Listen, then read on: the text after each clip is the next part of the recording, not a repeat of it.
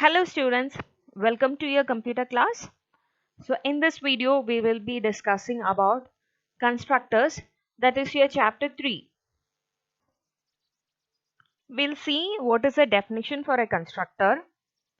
Constructor is a member method or function having the same name as that of a class, and it is used to initialize the instance variable.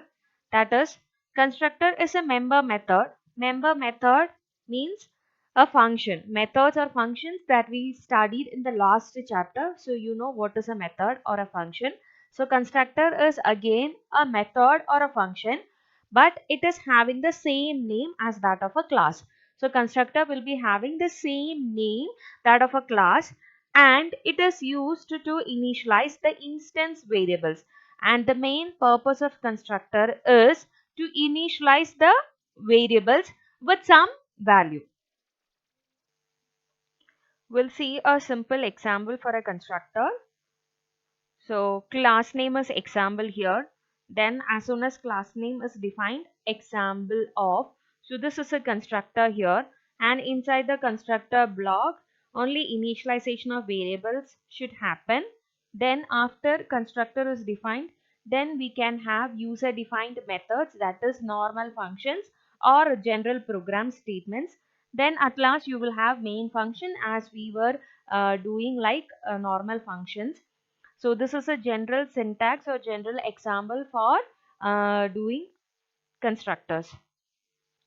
So now we will see what are the features of constructors.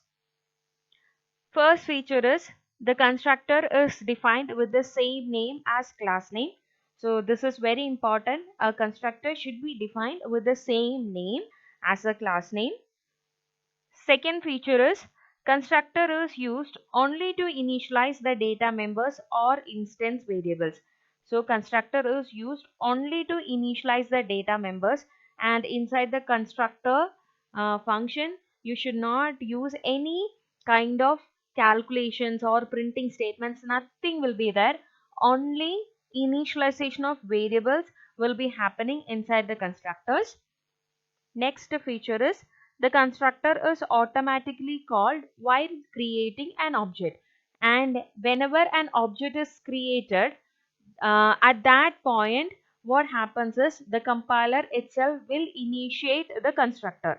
So as when we were learning functions, in order to call a function we used to create an object, but with create an object, then with the object you have to call the function. That is, if the function is add, then obj.add. So that's how we were calling function, but constructor need not to call like that. Whenever you create an object, it gets called automatically. Next feature is the constructor needs no return type. So in the previous example you have noticed that nothing, not even void I mentioned with example. So that means it does not require any return type, that is not even void. And the last feature is the constructor is always public. So you cannot make the constructor as private or protected.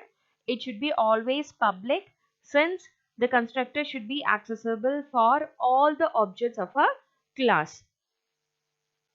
Let us see the types of constructors. So basically there are 4 types of constructors, and they are default constructor, non-parameterized constructor, parameterized constructor, and copy constructor. And copy constructor is not included in your syllabus, so we will be discussing rest of the 3 constructors in detail.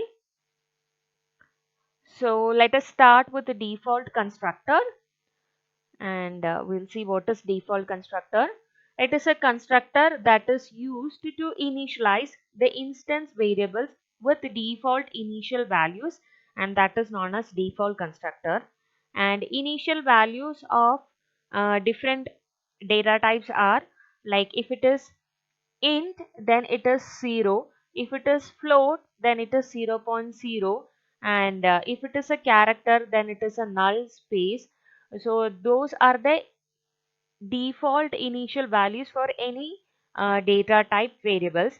So this default constructors are used to initialize the instance variables with default initial values. And when no constructor is defined in a program, the compiler creates a constructor on its own. So you have created lot of programs, and in that you had never used a constructor. But even though if we don't use a constructor, the compiler will create a constructor on its own whenever you create a program. But we will not be able to see that, but the compiler will be creating a constructor on its own. So that type of constructor is known as default constructor. And as soon as object of a class is created, it uses this constructor to initialize the instance variables with the system approved initial values. So you cannot call a constructor. So constructor gets initiated whenever we create an object. So as soon as the object is created, of a class is created, then the constructor will initialize the instance variables with the initial values. Here is an example to demonstrate you the default constructor. So class deconstruct char c, int I, long L, float f, double d and string s. So these are the variables used in this class. These are the instance variables. Then void display. We are displaying the initial values of all these variables. So first initial value of I is I, initial value of long L is L, and initial value of float f is f, and the initial value of double D is D, and initial value of character C is equal to C, initial value of string S is equal to S, and then created the main function. So then created the object here. So dconst obj is equal to new dconst. So object is created here. So whenever an object is created, the constructor gets initiated automatically. So here we did not create any constructor in this program. So default constructor means the compiler will create a constructor of its own, and it will get initialized with the initial values. So then we are calling the display function. So we'll see what is the output. So compile, no syntax error. So we'll run and check the program. What are the initial values for the variables? So void main, and now you can see that initial value of I is 0, initial value of long L is again 0, float is 0 0.0, double is again 0 0.0, and char is a null character, so that's why nothing is displayed here. And then initial value of string is again null. So these are the initial values. Actually we did not give these initial values. The constructor is created, default constructor is created, and the default constructor is initialized with the initial values of all these variables. Next type of constructor is non-parameterized constructor, and a constructor which initializes the instance variables of an object with definite values readily available within it is known as non-parameterized constructor. And that means when we are assigning variables, we'll be assigning with some values that is known as readily available values. So this constructor is used to initialize the readily available values to the variables. So we'll see the example.